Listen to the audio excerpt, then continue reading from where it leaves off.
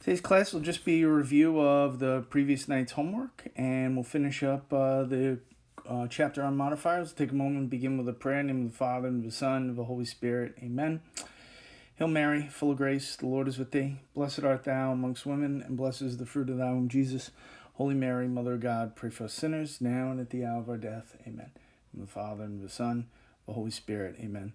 So in the previous night's homework, all you had to do was, given a word, just fill out the chart. If it's blank in the positive, they give you one form, either the positive, you have the 3 degrees of comparison, the positive, the comparative, or the superlative.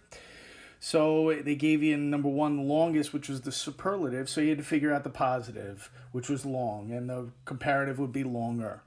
Same thing with number 2. Silly is the positive, the comparative would be sillier, the superlative would be silliest. You could say more silly and most silly, that's fine too.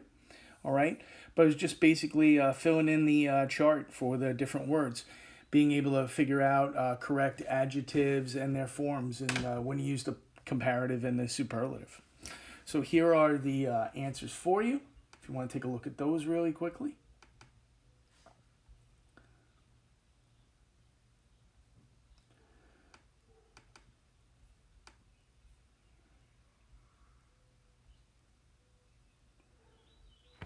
All right, and then the last topic that we're going to talk about for the year is going to be absolute adjectives. And absolute adjectives are adjectives that don't have a comparative or a superlative form. All right, the original sentence says, all the great plays, Karen's was the most perfect. Perfect is an absolute adjective. You can't have more or most in front of it. You can't say perfecter, perfectest. So how do we fix this sentence? Well, we could say all the plays were great, comma, but Karen's was perfect. All right, that's how you do that. Now, some other absolute adjectives that you might want to note that don't have comparative or superlative forms. You have these words like complete, correct. All right, you can't be more dead or most dead or less dead. Empty, endless, equal, eternal, full, impossible, infinite, perfect, round, square, true, and unique. All right, so these are the words that don't form their comparative and superlatives the normal way. You're not going to add E-R-E-S-T. You're not going to add more or less or most or least in front of them. So you have to be careful on how you word your sentences when you use them. All right, so last night for homework, tonight's the last night for any kind of written homework. It's just doing a little review of regular and irregular comparison.